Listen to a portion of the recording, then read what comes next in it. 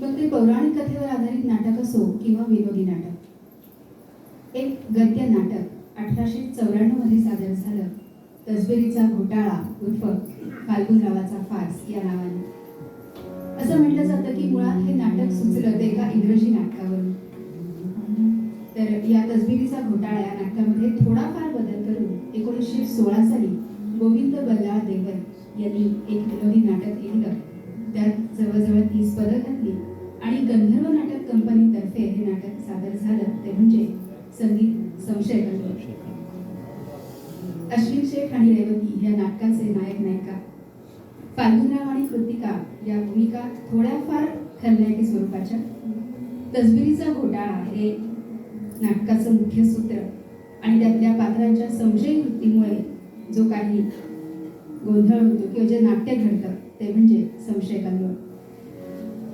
अनेक दर्जेदार नटसंचामध्ये विविध नाटक कंपन्यांनी त्याचे आजवर हजारो प्रयोग सादर केले आणि आजही सादर करतात. 2016 साल हे कैलासवासी गोविंद बल्लाळ देवर यांचं स्मृती शताब्दी वर्ष आणि संगीत संशय कल्लोळचंही शताब्दी वर्ष. हेच औचित्य साधून आताच्या काळातले ज्येष्ठ रंगकर्मी आणि अभिनेते, लोकप्रिय अभिनेते म्हणायला हवं, प्रशांत दामले यांनी हे नाटक व्यावसायिक रंगभूमीवर आणलं. निपुण धर्माधिकारी यांच्या सर्जनशील दिग्दर्शनामध्ये गायक आत्ताचे जे आहेत ते आणि वसंतराव देशपांडे यांचे नातू राहुल देशपांडे यांनी त्यामध्ये भूमिका केली आणि सगळ्याच रसिकांना पुनःप्रत्ययाचा आनंद त्यातून मिळाला. या नाटकातली अनेक पदं गाजली आपल्या सगळ्यांनाच माहिती आहे. कर हा करीधरीला शुभांगी असो किंवा चिन्मया सकल हृदया असो किंवा मृगनयना रसिक मोहिनी. याच रांगेतलं एक पद आता ऐकूया, संशय कामनी आला.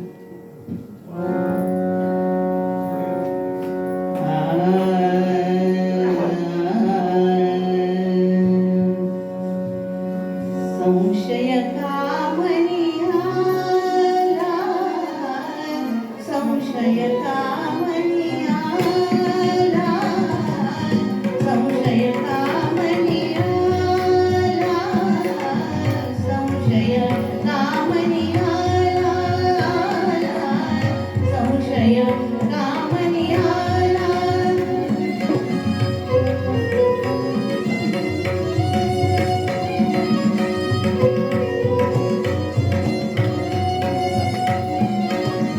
संशय कामनी आला, संशय कामनी आला, संशय कामनी आला,